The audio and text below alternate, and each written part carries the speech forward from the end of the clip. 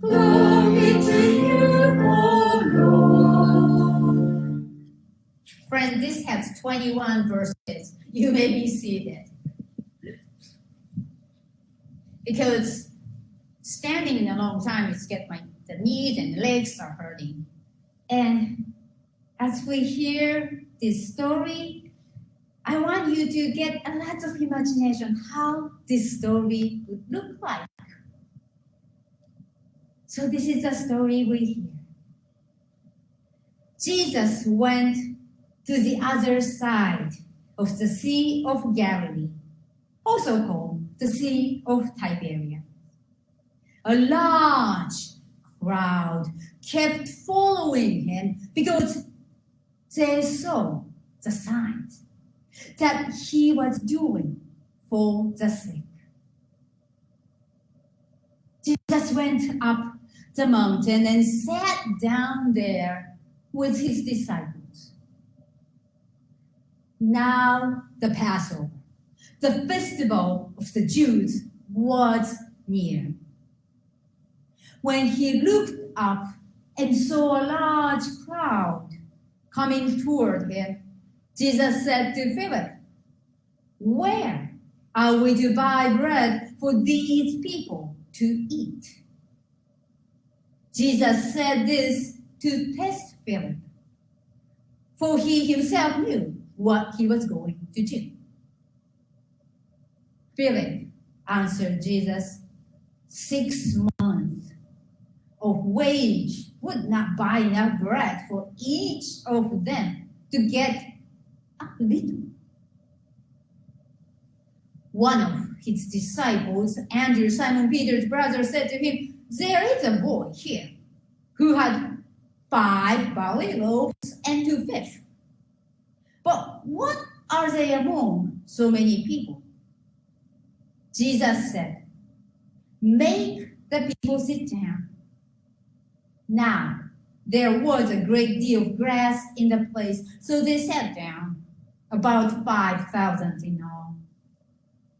Then Jesus took the loaves, and when he had given thanks, he distributed them to those who were sitting. So also the fish, as much as they wanted. When they were satisfied, he told his disciples, "Gather up the fragments left over, so that nothing may be lost." So they gathered them up, and from the fragments of the 5 barley loaves left by those who had eaten, they filled 12 baskets. When the people saw the sign that he had done, they began to say, "This is indeed the prophet who is to come into the world." When Jesus realized that they were about to come and take him by force to make him king, he withdrew again to the mountain by himself. When evening came, his disciples went down to the sea, got into a boat, and started across the sea to Capernaum. It was now dark, and Jesus had not yet come to them. The sea became rough because a strong wind was blowing. When they had rowed about 3 or 4 miles, they saw Jesus walking on the sea and coming near the boat. And they were terrified. But he said to them, "It is I. Do not be afraid." Then they wanted to take him into the boat, and immediately the boat reached the land towards which they were going. The Gospel of the Lord. Praise to you, O Christ. Since you're already seated, and Terry, you may come down. because it's interesting to think about it when we are hearing about the story of 5,000 people sitting around in here, and we look around. Where are those people? Where are the 5,000 people? 5,000 is quite a big number of people. I think it's more people than Fairfax have, I think. Oh, yeah. I don't know where the 5,000 is. Hampton has 5,000? Mhm. Probably. So it's like the older population, Hampton. And as we heard the story, I don't know which one caught your attention and imagination as you heard the story today. To me, whenever I read this story, it's always the amount of people and the amount of food that which Jesus used to feed the 5,000. So friends, you heard the story. How much food did Jesus need to feed 5,000? 6 months' wages worth. That's what first things the Philip thought. We need that much. But in a story, that's a good point. You listen very carefully, Mary. Very good. I didn't think about that part. But how much food actually Jesus used to feed 5,000? 5 loaves, 2 fish. Like this. So 5 loaves. I need extra hands to help get that one out. I can't hold everything here. Family arguments. Get the 5 loaves out.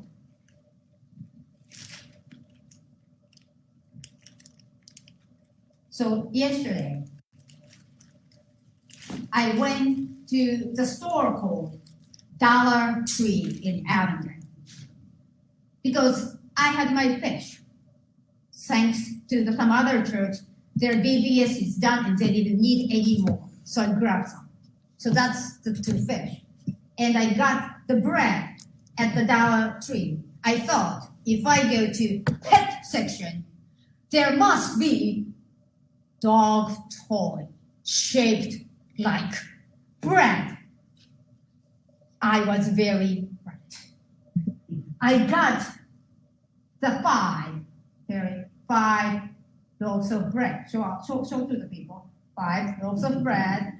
I'm sure they squeak too. Terry is trying. Yes, it squeaks. And Nina, you are taking that one with you. I have what it is in there in explanation. Thank you. You are taking. I can imagine some of the puppies who love to chew stuff will love this one and chew up for me. Except this one. This one is like the so squashy thing. I don't think it's good for the dog. I think that will get some tummy ache to them. You don't want that. But the other one should be okay. So Jesus fed 2 fish and the 5 loaves. How small it is. Some fishermen catch the big fish, or at least they tell you caught the big fish. But even still, do you think the 2 fish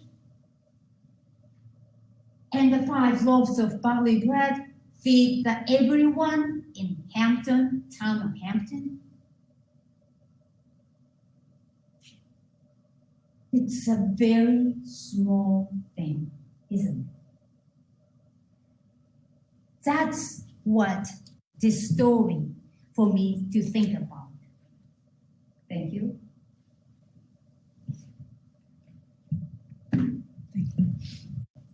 Except the pizza. So I have the diagram of the story.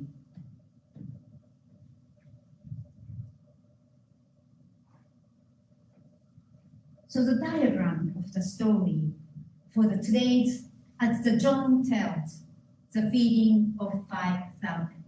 The story starts for the small heart of the generosity, the boy who shared 2 fish and 5 barley. It is like Job and Tripp, you gave me 2 watermelons and 5 candles. And then when Jesus blessed them, give thanks to God, because those, whatever the food we get, it's a God's gift. People work on the farm, but you need a rain, you need a sun, you need a love. You need a mom who's willing to make the bread. There's a lot of God's work to make these 5 loaves and 2 fish. So that Jesus blesses, give thanks for the gift God has given us. And then this happened. What happened next? They ate it. But in order to eat the 5,000, what would happen? Are there any math teachers in the room? It multiplied. Multiplied! Dividing up. That's I didn't think about. That could be a possible. By 5,000. Very simple. Dividing my work.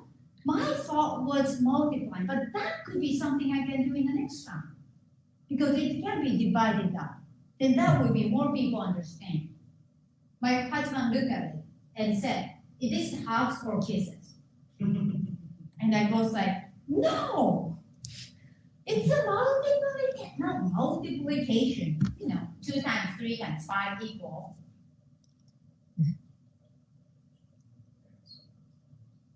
Two times 3 times 5 equals 60. That kind of thing. Multiply. Multiply. And when it's multiplied, what happened? They're satisfied. Lots of smiley faces. The people are filled and satisfied. And then what happened after that? Leftovers, very good. 12 baskets of the fragments, leftovers. Or we use this like the plastic container to take home. That is, this story starts something very small, which goes around the God's blessings and the blessings. God's blessings multiplies, bringing the joy in the face of people. And even there are left over.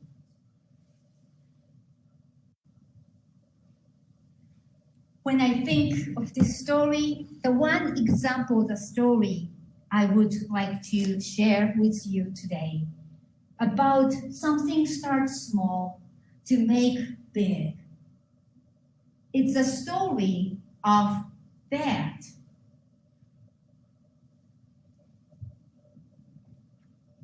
But these things. Thank you, Bettina. Called outer flower. Many of you know that some of our members donate money to funds to go to outer flower. And Shirley does a great job. Twice a month, bring the flower, and it's so pretty. Whenever I come in, I look like, oh wow. But there's the one Sunday when I came in, it was astonishing good. There was the one arrangement she brought with purple and white carnations. Like the purple and white combined carnation and the purple carnation with the green back like that. I really liked that arrangement. And every time, once 2 weeks over, we take flowers to people at home in our members.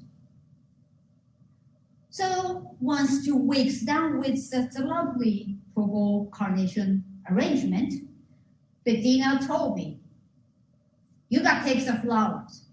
You got to take the flowers to someone. She always told me that every time that happened, take the flowers. So I took one flower to Miss Risa.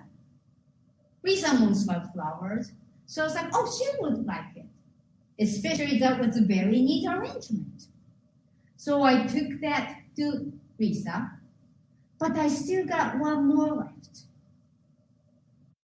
And I wondered, where am I going to take this flower? As you know, past year we lost too many members at home. The people I was used to take, they joined the saints in heaven. So I was wondering, where shall I take it? So I called Miss Alice, because she is one of the members at home. I called Miss Alice, said, hey, Miss Alice, I have a flower for you. Are you home? I can bring it today. And if you are over the phone talking with somebody, and if somebody is reluctant, you can tell it. I hear Miss Alice telling, well, I appreciate the offer, but I have the plants you brought in last time. I have my share. Somebody else can take that flower, she said. And she said, how about take to Betty Jane? Betty Jane is her friend living in nursing home. And I thought, okay. But if you've ever been to the nursing home, you know how the room is small. There are not much space to put around. Some other people told me, I like flowers, but I just don't have place to put on them. So I was wondering, well, shall I do it or not? But Miss Alice suggested and said, well, let's try it. Let's take the flower to Betty Jane. If she said, I don't need, then I can at least leave in a counter or somewhere, and that would be good. So when I went into the room with the outer flower and this size in the container, when I opened the door, I saw immediately Betty Jane's face brighten up. And she said, that's a pretty flower. And she asked, and I told Miss Alice wanted you to have this flower and coming from the church, blah, blah, blah. And she said, just put out there so I can see and enjoy.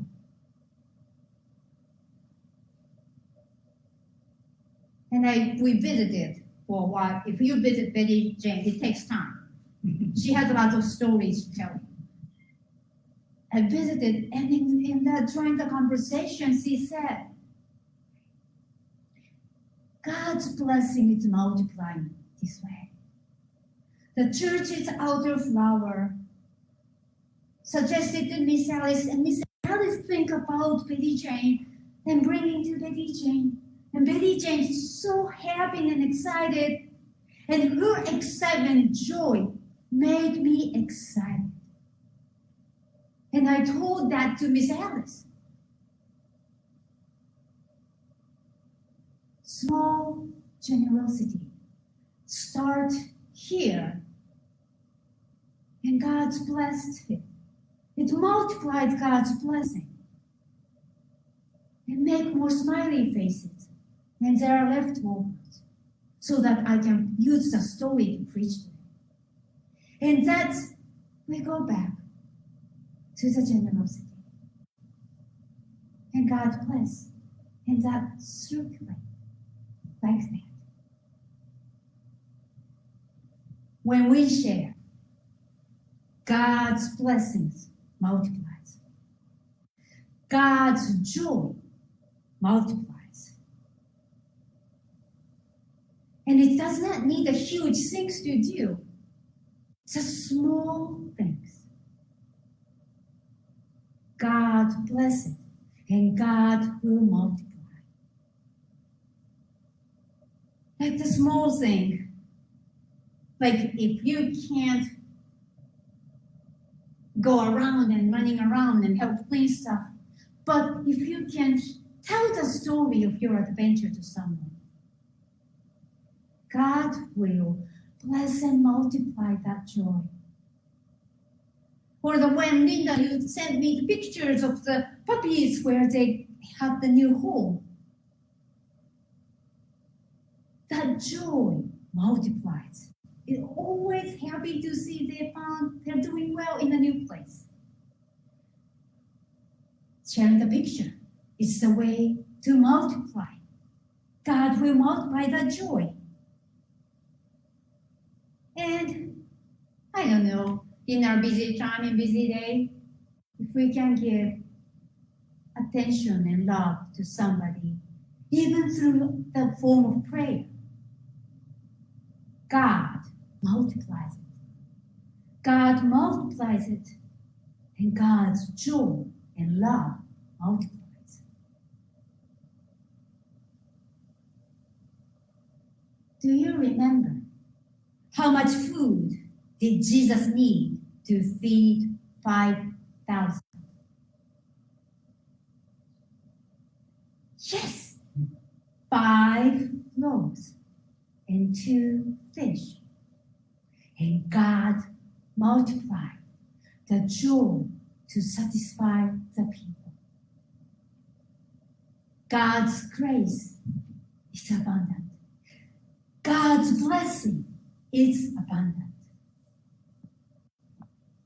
And if you remember, if anything happened in your life, saying like, oh, I'm doing nothing, just remember this story. 5 loaves and 2 fish. Jesus fed 5,000. Jesus blesses what we offer, the small things, and God's love will be multiplied.